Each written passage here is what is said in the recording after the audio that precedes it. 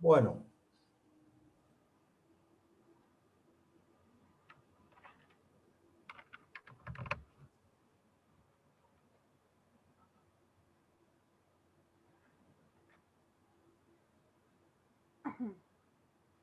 bien. Hoy vamos a ver un poco algo de generalidades para ubicarnos nomás y aclarar algunas cosas con respecto a lo que el tema de hoy, enfermedades metabólicas y carenciales. Eh, en la bibliografía van a encontrar que siempre se habló de enfermedades carenciales, después metabólicas y carenciales. Y un poco, bueno, por eso en el programa lo pusimos así también, porque eh, todavía en la bibliografía, en muchas bibliografías se maneja así. ¿De dónde viene el tema y posiblemente la confusión? Bueno, ya desde hace unos cuantos años, con el mejoramiento genético y el mejoramiento en la nutrición, se ha cambiado un poco el concepto, tal vez principalmente para los rumiantes. Los rumiantes, a diferencia de tal vez las otras especies, son principalmente de una activa producción. Más allá de que, por supuesto, en el momento de la reproducción todos tienen algún cambio durante la gestación, el parto y la producción de leche. Pero el bovino, principalmente de producción de leche, hoy en día se ha seleccionado tanto y produce un volumen de leche que tal vez no nos esperábamos, más el mejoramiento de la nutrición. Entonces han cambiado mucho los conceptos de lo que era una enfermedad carencial. Entonces la empezaron a llamar enfermedades metabólicas o enfermedades de la producción.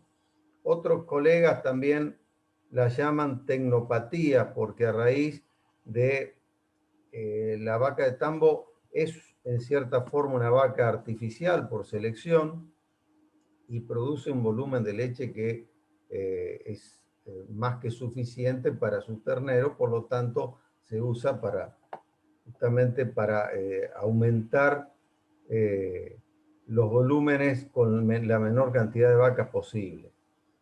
No es solo la mejora genética, sino por supuesto el mejoramiento en la nutrición. Y dentro de eso apareció, bueno, el problema de muchas enfermedades que en algún aspecto algo se conocían, pero eran infrecuentes. En cambio, con los cambios de producción y de modelos de producción y el confinamiento, ha traído aparejado una exacerbación de estas enfermedades. Entonces, por eso, algunos autores han analizado que son enfermedades que afectan principalmente el metabolismo, y la carencia en realidad no siempre es absoluta, sino que por ahí es relativa dependiendo de la exigencia en la producción. Una de las definiciones que algunos autores manejan es que la enfermedad metabólica es una alteración o desarreglo del medio interno provocado por desequilibrios en metabolitos o sustancias claves del organismo. Si vamos a esta definición, en realidad sí es cierto que muchos metabolitos son claves y casi nunca fueron demasiado preocupantes, hasta que se cambiaron esos sistemas de producción. Y se refiere en general a todos, hidratos de carbono, proteínas, grasas, pero bueno, en este capítulo vamos a mirar un poco lo que son las vitaminas y los minerales.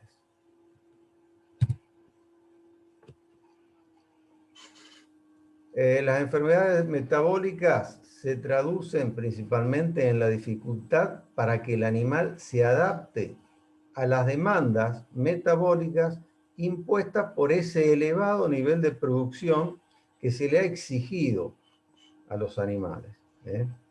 asociado a esa incorrecta alimentación. Esto en cierta forma ha tratado de ir solucionándose, pero es muy difícil adaptar una buena alimentación cuando hablamos de enfermedades de problemas de rodeo y de producción de muchos animales al mismo tiempo. Por eso un poco lo separo de los animales de compañía o de la producción muy individual, porque cuando manejamos muchos animales al mismo tiempo y tratamos de simplificar la nutrición, siempre en algún error se va a caer. Eh, el, a veces, por ejemplo, lo llevo un poco a tambo, por supuesto que también ocurre en producción de cría, pero lo llevo un poco a tambo porque es un animal mucho más exigente, al que se le exige mucho más. Y por lo tanto es donde más se pueden manifestar algunas de estas enfermedades metabólicas. En un momento determinado, en un tambo, uno puede ir y están ordeñando muchas vacas y esas vacas van a estar dentro de los primeros días de parida, primer, segundo, tercer mes, incluso producen una lactación durante más o menos 9 meses o más, dependiendo mucho de si se preñaron o no se preñaron. Por lo tanto, van a estar lactando en un pico de lactancia, después se van a preñar, va a empezar a caer su curva, después si se preñaron van a estar gestando hasta que se la seque, que más o menos puede pasar hasta los 7 meses de gestación, que se la seca. Por lo tanto, vamos viendo que hay mucha variación en, en el estado fisiológico de esos animales y la alimentación en muchos casos es única. Por lo tanto, siempre algún desequilibrio se va a producir. Y hay mucha variabilidad genética y con la misma alimentación a veces la eficiencia de conversión es distinta. Después vamos a ir aclarando algunas otras cosas que se han agregado.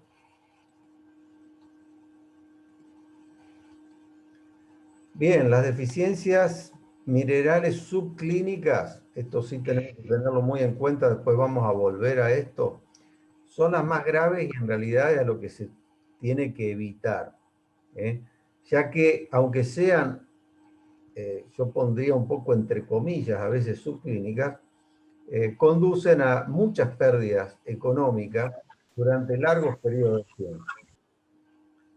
Así que ahí es donde vamos a tener que detectar y después vamos a hacer una clasificación y vamos a ver qué es lo que se puede llegar a hacer. Es decir, para el productor deben pasar seguramente desapercibido algunos estados de enfermedad que clínicamente no se ven. Pero bueno, hay algunos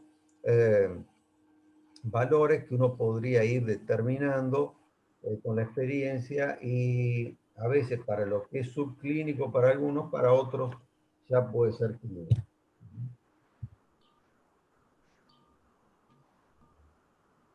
Bien, ¿cómo se pueden manifestar cuando ya estas enfermedades metabólicas son clínicas? De muchas maneras, acá hay una lista, puede ser algunas más, pero fíjense que muchos de los signos que aparecen de rodeo en la mayoría de los casos son comunes a otras enfermedades. Bajo porcentaje de aparición, de preñez y de aparición, mayor número de servicios por concepción, aborto, baja producción de leche. Algunos de estos son difíciles de detectar, principalmente cuando hablamos de promedios. Hoy en día ya hay algunos sistemas de software que algunos tambos han podido implementar, donde se mide en cada ordeña la producción de leche de cada animal, incluso de acuerdo a esa producción de leche, hay una máquina que le puede dar la cantidad de alimento adecuada para ese animal. Pero bueno, no está al alcance de todos los establecimientos. Incluso esos software detectan si la vaca está en celo o no está en celo, y si la vaca está enferma o no está enferma de acuerdo a los movimientos ruminales. Pero fíjense que hay muchos signos de rodeo, algunos individual, pero complejos a veces para poder llegar a su etiología. Dentro de las funciones, por ejemplo, de algunos minerales, esto por ahí ya ustedes han visto algo, pero muchos son componentes del esqueleto, calcio, fósforo, magnesio, con respecto a los huesos, a los flúor, componentes de tejidos blandos y líquidos corporales, la función celular, incluso el calcio tiene una función hasta celular, se denomina segundo mensajero, aunque sea en menores cantidades, pero es cofactor incluso muchas enzimas y de hormonas, ¿sí?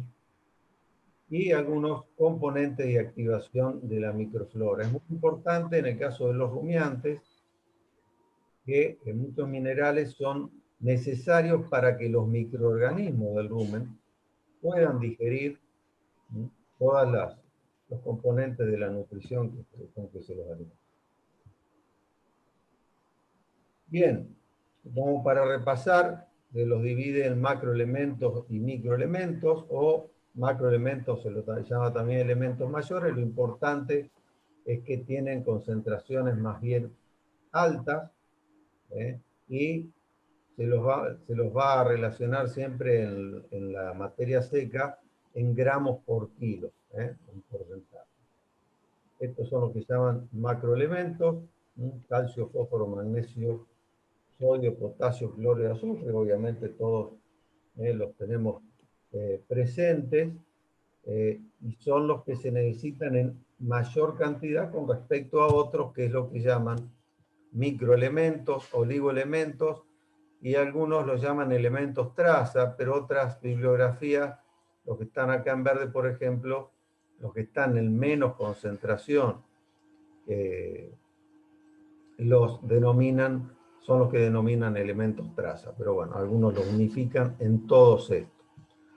Y bueno, algunos hemos hablado, o por ahí los hemos nombrado cuando hablamos de anemia, o algunas otras enfermedades, por ahí lo hemos ido nombrando.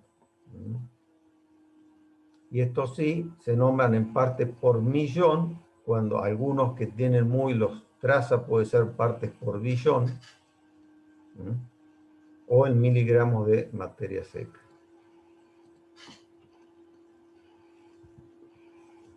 Acá, como para resumir, macro, micro, y algunos ya lo denominan como traza, miligramos, microgramos.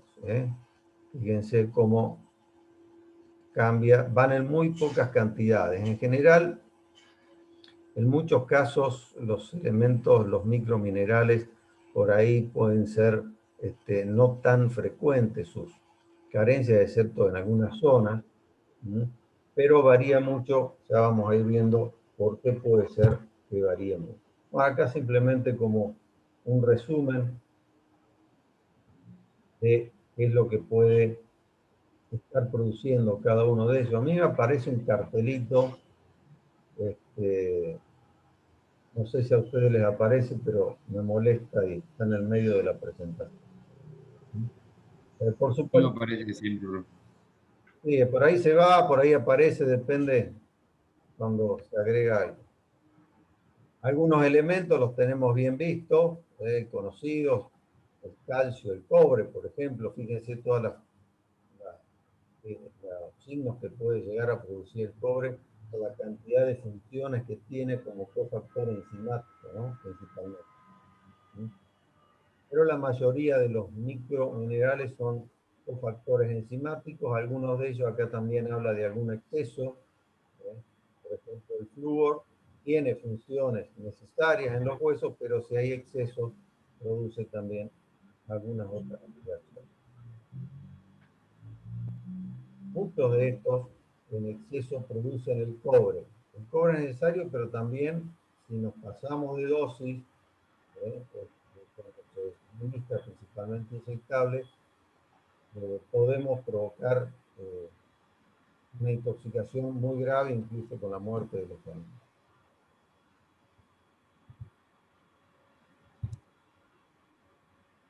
Bien, dentro de las cosas que tenemos que tener en cuenta es la biodisponibilidad, es decir, todo lo que se ingiere con la alimentación no se va a absorber en su totalidad, se va a absorber una parte. Por lo tanto, como definición general de biodisponibilidad es la proporción de nutrientes ingeridos que puede ser digerido, absorbido, metabolizado o en definitiva utilizado por el organismo por los fines que le son propios para cada uno de ellos.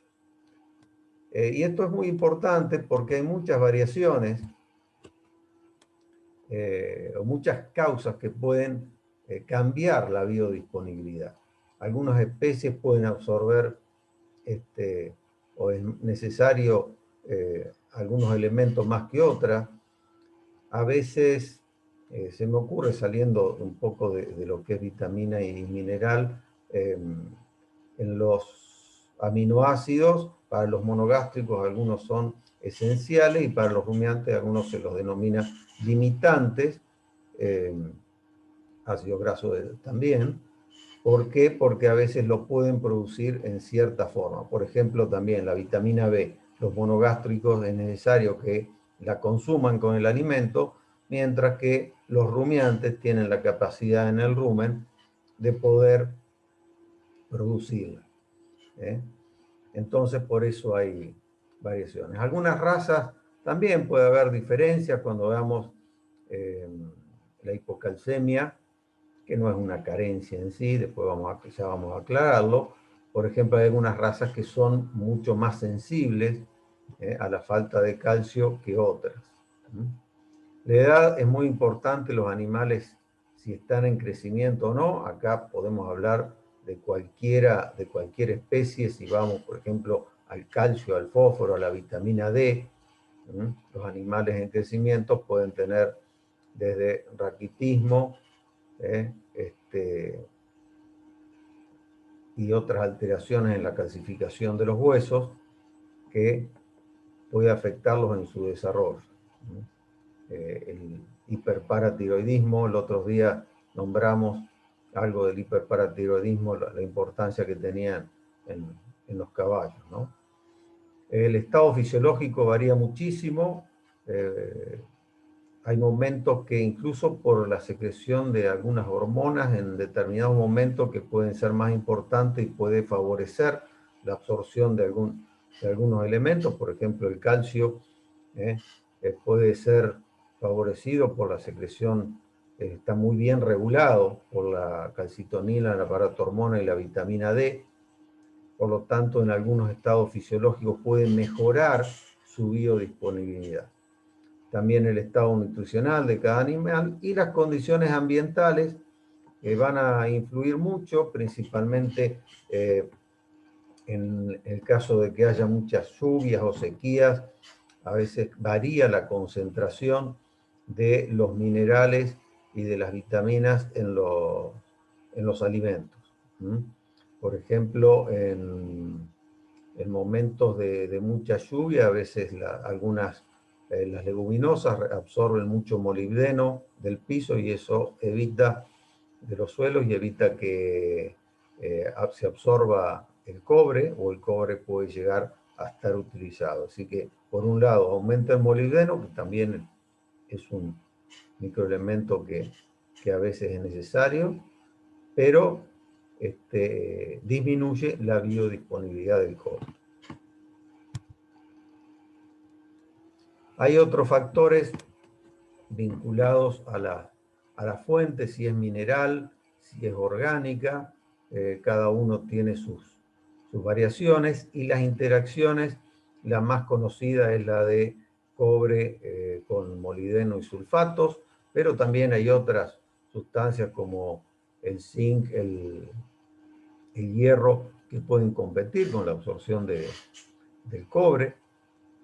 Los fitatos, que hasta cierta forma hoy en día se considera que son necesarios, pero cuando hay mucha cantidad de fitatos en las raciones que tienen mucha fibra, a veces se inhibe la absorción de algunos de los elementos, ¿no? Y por supuesto la cantidad consumida, ¿no? Esta cantidad consumida puede estar, estas tres cosas están muy interrelacionadas, ¿no? Las interacciones entre los minerales y a veces decimos, bueno, lo ponemos en tanto porcentaje, en tantos gramos de materia por kilo de materia seca, y le estamos dando la cantidad adecuada. Pero hay interacciones que van a hacer que esa cantidad no llegue a estar biodisponible.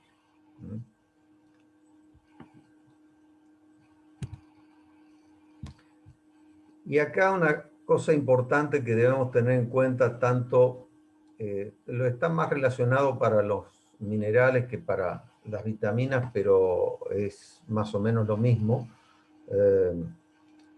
Porque hay algunas vitaminas que sí tienen esta fase de estas cuatro fases. Uy, perdón. La presentación clínica de la carencia, es decir, la presentación de las carencias tienen cuatro fases. La de depresión, una de deficiencia, la de disfunción o subclínica y la fase clínica. En muchos minerales, algunos autores hablan que cuando aparece la fase clínica es porque la carencia termina siendo muy importante y realmente se podría haber previsto. Por eso debemos entender o saber que están estas cuatro fases, y las dos primeras de depresión y de deficiencia son importantes detectarlas, porque ya, como dijimos hoy, cuando llegamos a la deficiencia subclínica, se está perdiendo producción de alguna u otra manera. Las vamos a ir describiendo a cada una. Las puse como definición para que quede claro y no se la olviden. La fase de depleción es cuando los requerimientos netos de un determinado elemento esencial son superiores a la absorción neta de ese elemento a nivel intestinal. Generalmente no se altera su concentración plasmática. Esto varía mucho con algunos minerales, principalmente porque algunos no tienen un lugar de depósito en el organismo. El calcio, por ejemplo, tiene un lugar de depósito y está muy bien regulado, a razón por la calcitonina, la paratormona, la vitamina D. El magnesio, por ejemplo, no tiene un órgano de reserva específico, a pesar de que el hueso tiene cantidades importantes de magnesio, pero no tiene una hormona que lo regule de por sí. Sí se libera o se deposita en cierta forma cuando la paratormona, a raíz del calcio, está activa, o la calcitonina. Entonces, algunos elementos pueden manifestar antes la carencia y otros no tanto, porque tienen una reserva a la cual se recurre cuando está en esta etapa de depleción. Es decir, cuando es necesario, cuando se absorbe determinada cantidad, pero el requerimiento metabólico en ese momento es mayor, ahí estamos en la fase de depleción. Bien. La fase de deficiencia es cuando la carencia en la dieta persiste por más tiempo. Hay alguien que puede manejar algo y me está haciendo algunas rayitas, no sé por qué me aparecen unas rayas en la pantalla. Y está marcado porque ya se empiezan a alterar algunos indicadores que en algunos casos no son muy fáciles de determinar.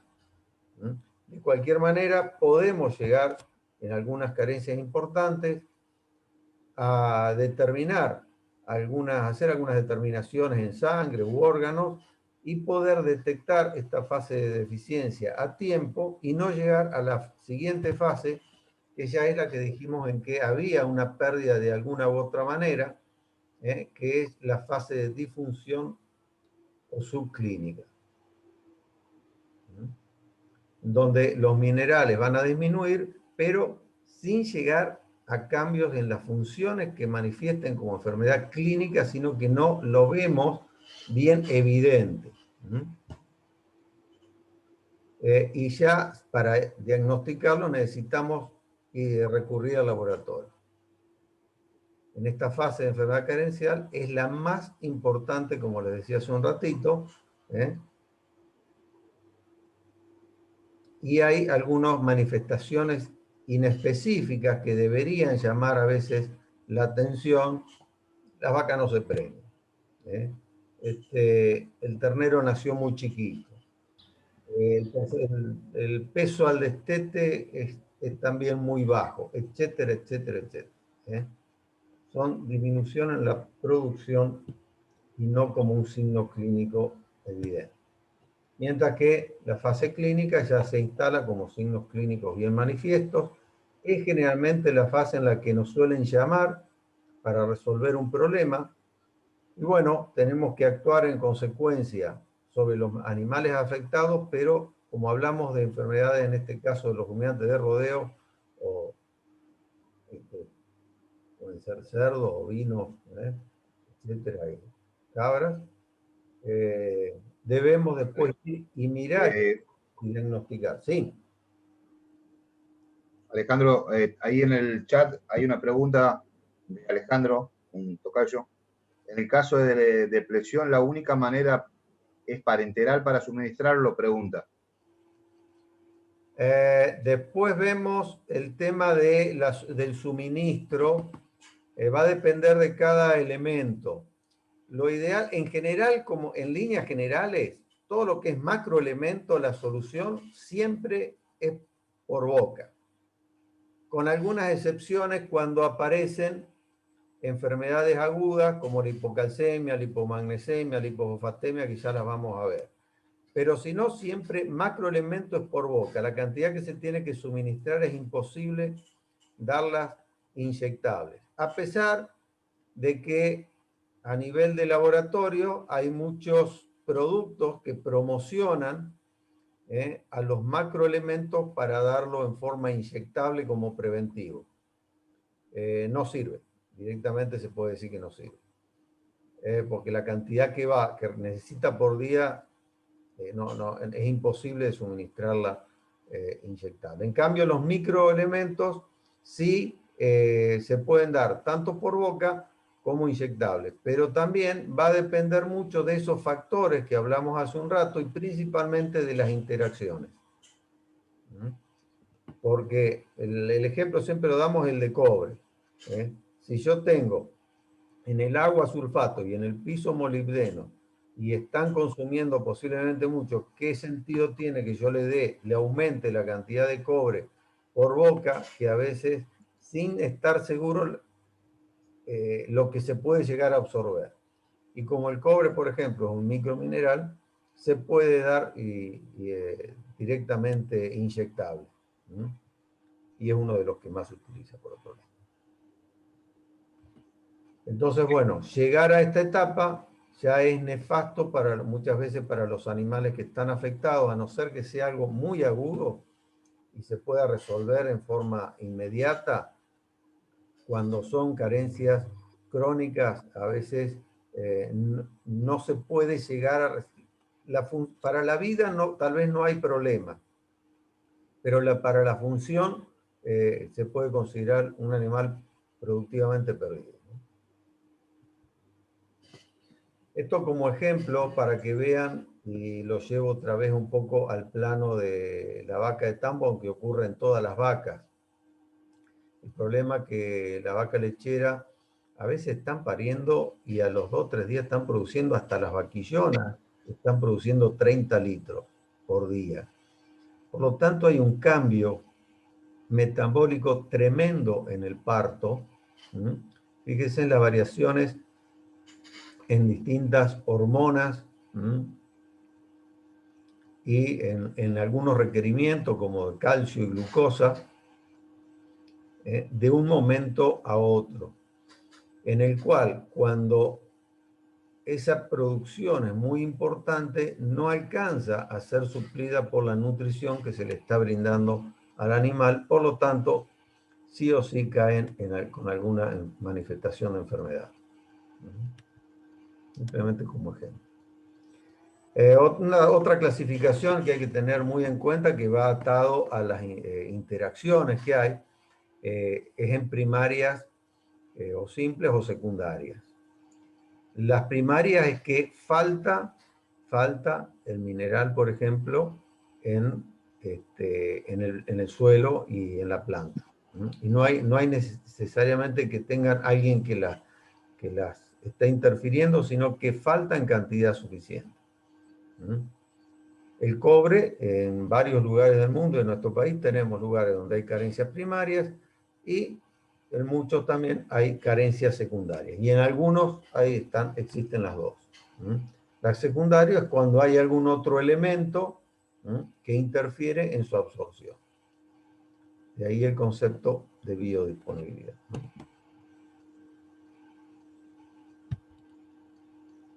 Bien.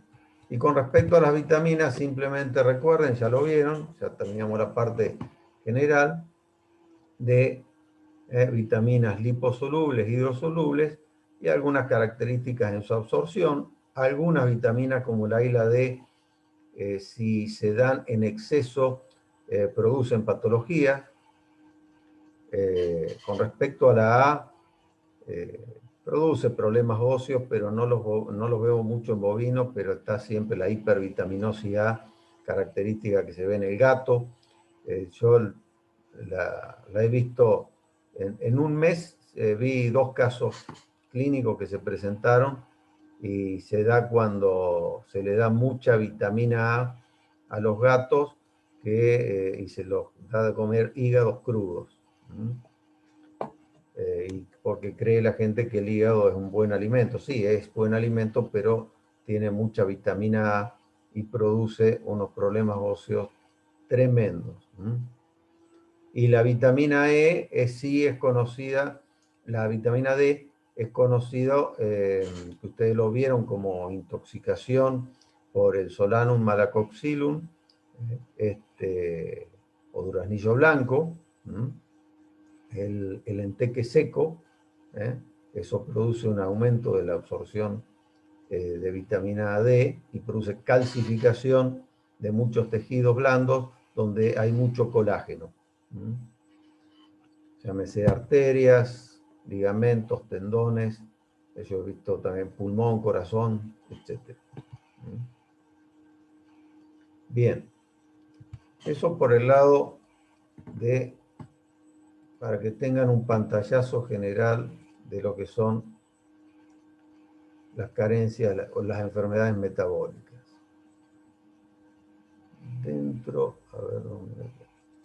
Bueno, dentro de alguna, hoy vamos a ver una, y durante esta semana y la próxima vamos a ir desarrollando otras. Y quería hablar un poco de la hipovitaminosis B1, también conocida, la van a leer en los libros como la polioencefalomalacia. En realidad la polioencefalomalacia, como verán, la doctora Machado me ha cedido el PowerPoint y agregamos algunas cositas nomás. La polioencefalomalacia, ustedes lo vieron en patología general como una lesión del cerebro, de la sustancia gris. Pero la etiología puede ser variada. Dentro de esas etiologías, la hipovitaminosis B1 o carencia de tiamina es una de las más conocidas. A los que pueden afectar, puede ser a casi todas las especies, pero los rumiantes, digamos, es en la que más se evidencia por los sistemas de producción y por el factor principalmente alimenticio al que se los somete. Para definir bien, para que recuerden, polio, encéfalo y malasia. Es decir, polio es gris, encéfalo se refiere al cerebro, y malasia es reblandecimiento, es decir, reblandecimiento de la sustancia gris del cerebro.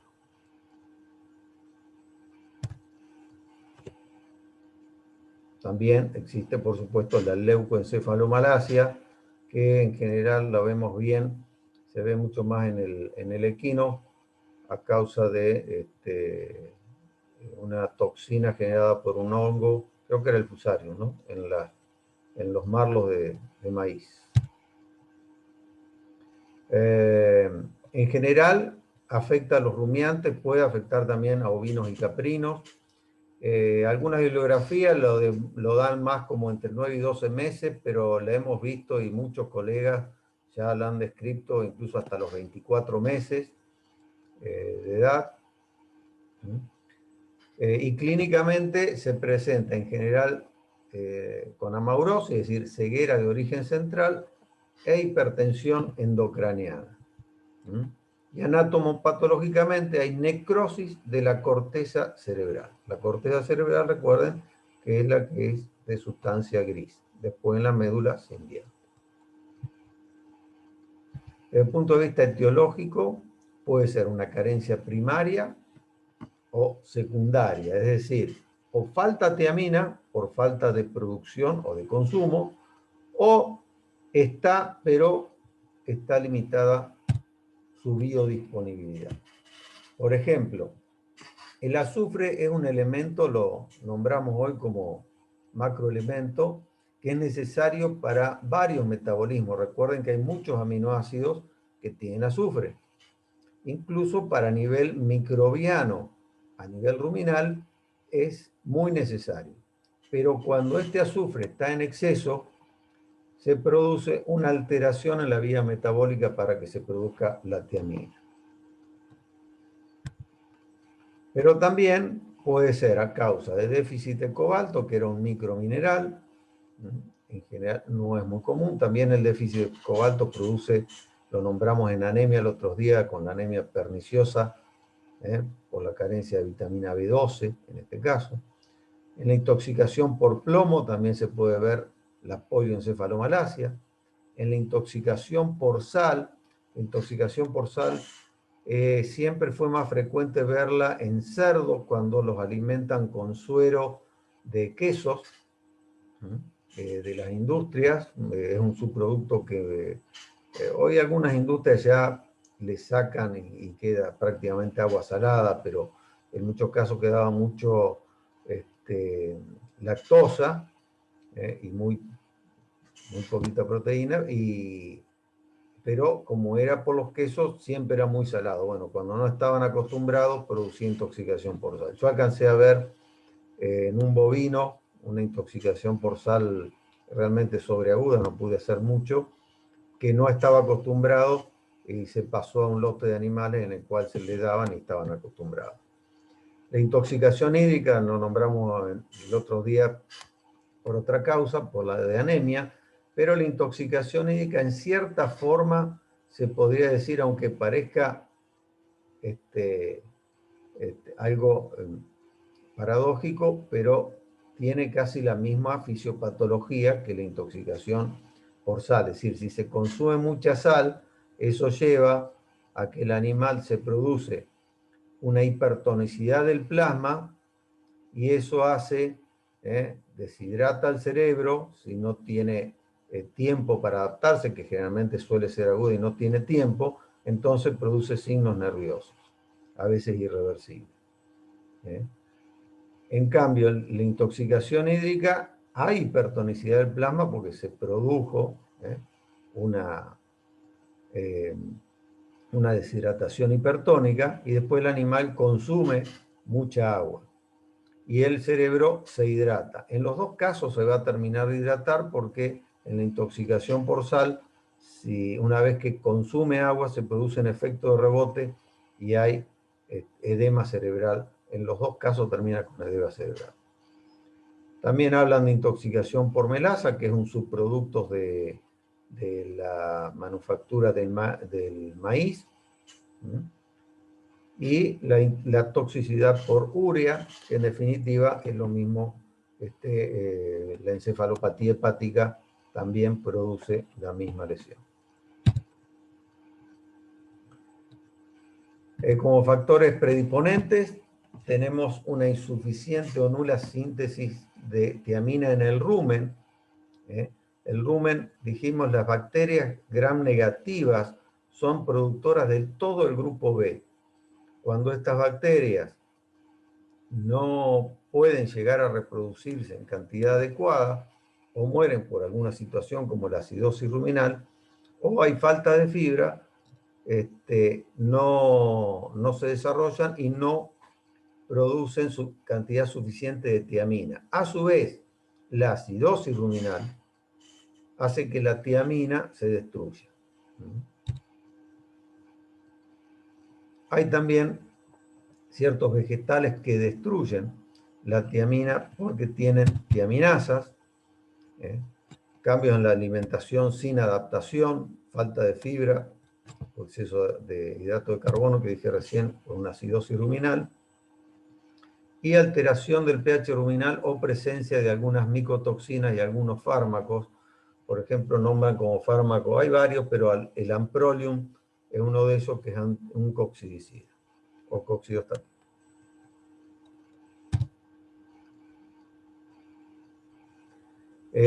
Hablamos del exceso de sulfatos. Hay algunas bibliografías que nombran esta causa como muy importante en la carencia de tiamina y afecta, hay dos vías, porque dijimos que los sulfatos son necesarios y hay dos vías metabólicas del sulfato del azufre. Una que es asimilatoria, donde hay una reducción del sulfato sulfuro y la incorporación a compuestos orgánicos. Llámese también cisteína y metionina, que son aminoácidos azufrados. Y también en la proteína microbiana. Y por otro lado, una disimilatoria, que es la producción de energía dada por los microorganismos del rumen, donde usan sulfato como aceptor terminal de electrones. Cuando estas vías se alteran y queda mucho azufre sin utilizar, es donde actúa con un efecto antitiaminasa, que por ejemplo hace esto. Las tiaminasas lo que van a hacer es inhibir la absorción y fosforilación y la utilización de la tiamina. Y actúan alterando un puente metilo que hay acá, no importa, no recuerden esto, simplemente está como ejemplo. Acá hay un puente metilo que destruyen ese puente y no permite su utilización. ¿Y dónde actúa la tiamina? En el ciclo de Krebs. A nivel del succinato y la succinilcoenzima A, por lo tanto, en definitiva, la tiamina va a ser necesaria para la obtención de energía y uno de los órganos que más sufren es el cerebro y esto afecta también la irrigación, como vamos a ver, y recuerden que la parte del cerebro que más irrigada está en la corteza cerebral es la que más se afecta. El pirofosfato de tiamina es indispensable para la descarboxilación oxidativa, esto lo habrán escuchado en el ciclo de Krebs, el ciclo del ácido pirúvico, que es esencial para la oxidación completa de la glucosa a través del ciclo de Krebs. Así que vean que está en una vía metabólica fundamental para el organismo.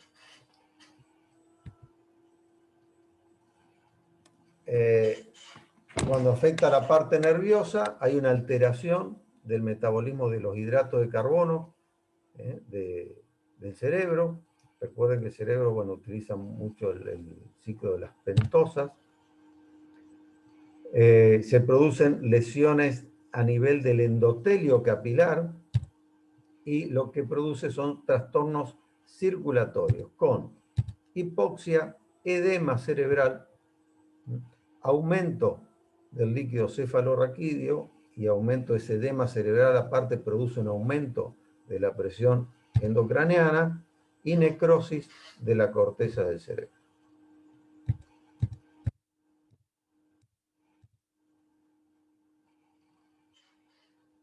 Después vamos a ver algunas fotos. A veces no es muy evidente la lesión, pero este cerebro un poco lo que quiere decir es que las circunvoluciones se ven bastante bien, pero si quisieran volver a poner la tapita del cerebro que se sacó acá, es difícil porque está sobrepasando levemente los límites. ¿Por qué? Por el edema cerebral que tenía este animal.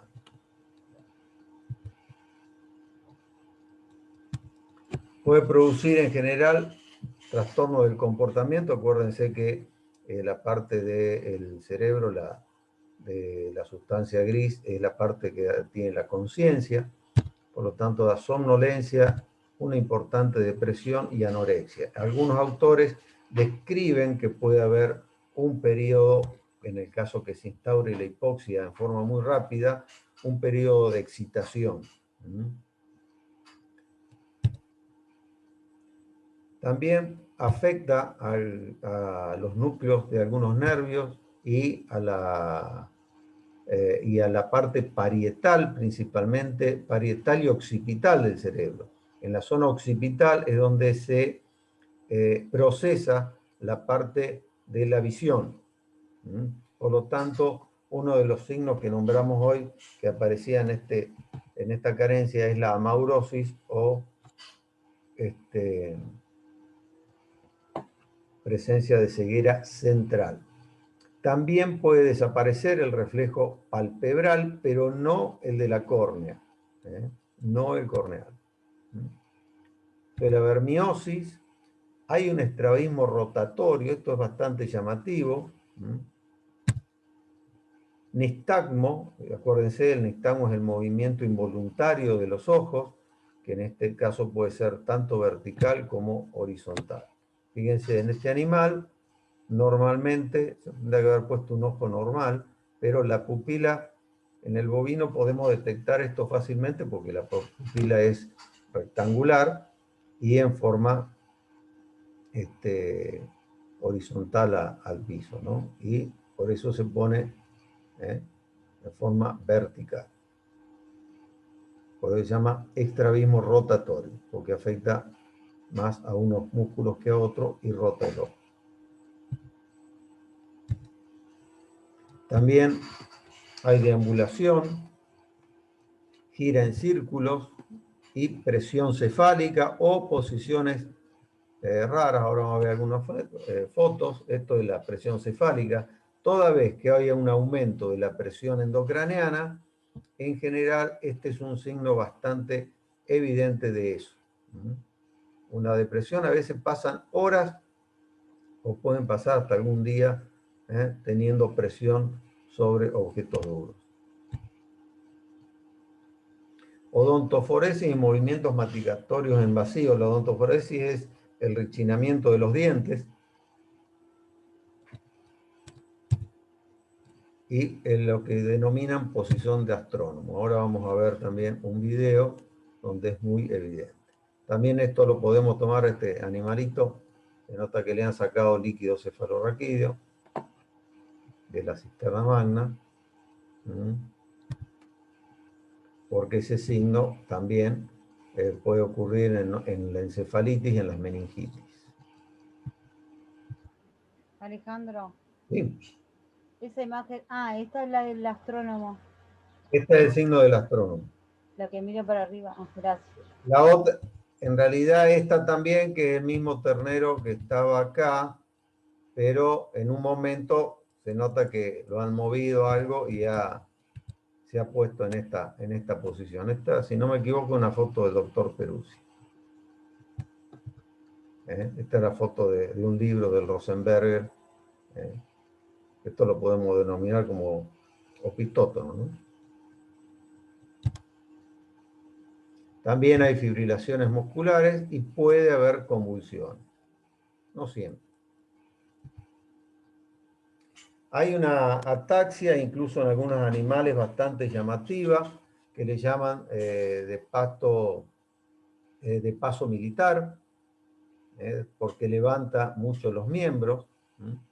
También se mueve para un lado o para el otro, y a veces cuando gira un poco la cabeza o quiere girar en círculos, el animal se cae.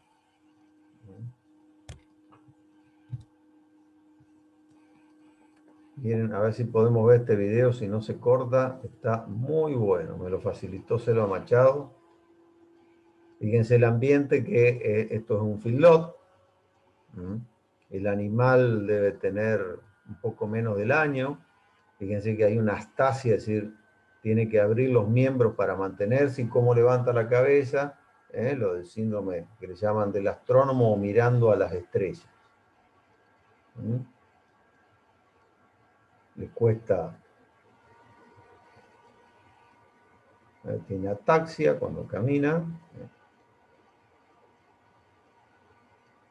Este no levanta demasiado los miembros, pero este ahí se va hacia los costados. Y el animal aparte está ciego. Es una de las primeras cosas que aparece en la ceguera.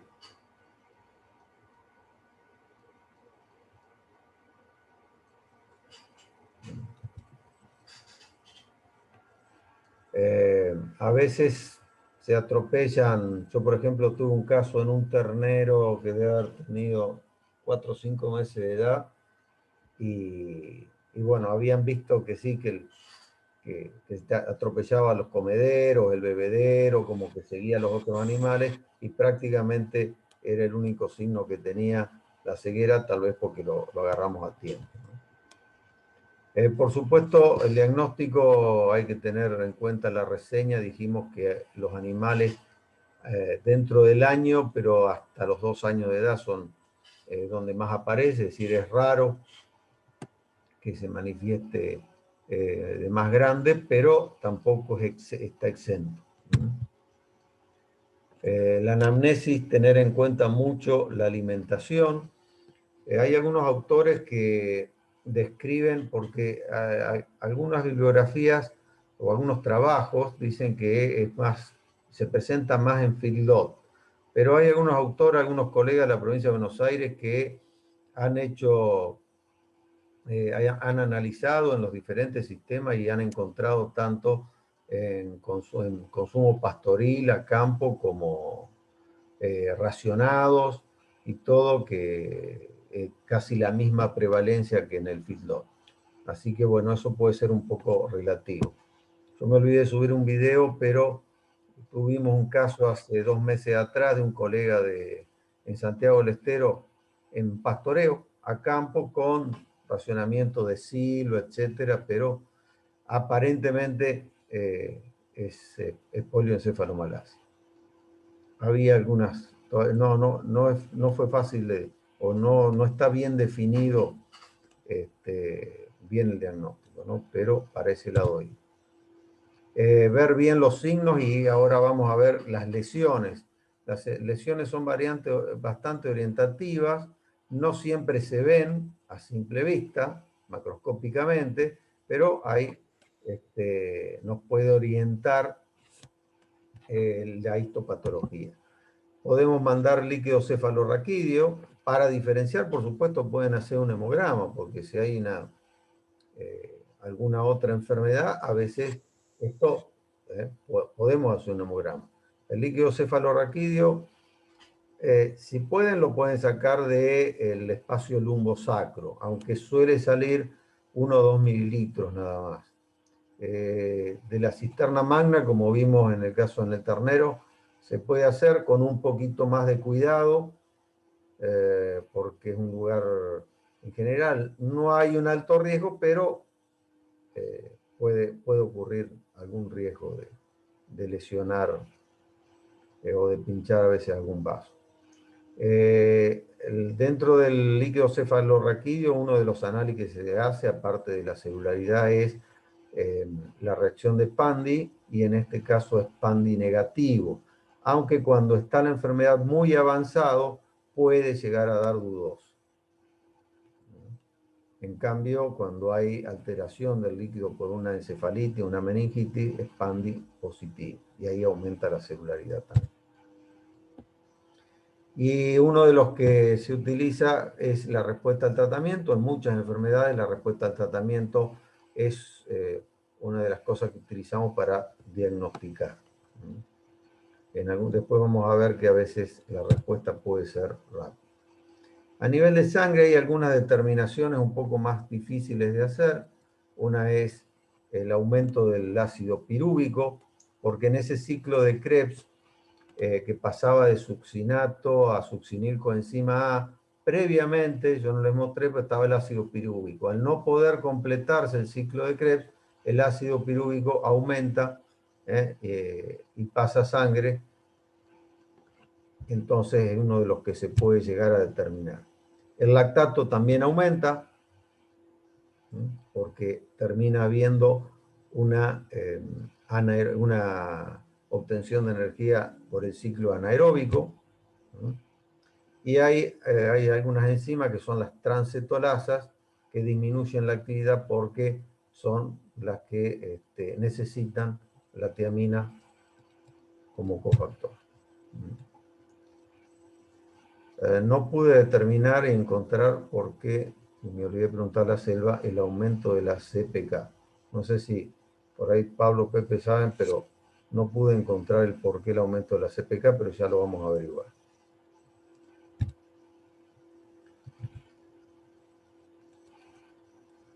Lo que sí puede tener el líquido cefalorraquídeo, a veces un poco aumentada la presión,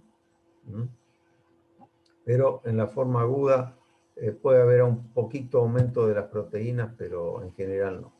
Y en las formas muy crónicas, decía que pasó mucho tiempo, a veces sí puede llegar a dar la reacción de PANDI dudosa por aumento de las proteínas y puede aumentar la celularidad. Se pueden hacer otros análisis, incluso a nivel ruminal, a ver si hay presencia de tiaminasa, o el mismo líquido ruminal, por supuesto, puede orientar para saber si faltan bacterias gram negativas, hay muerte de gram negativas, y en general, y el medio es muy ácido,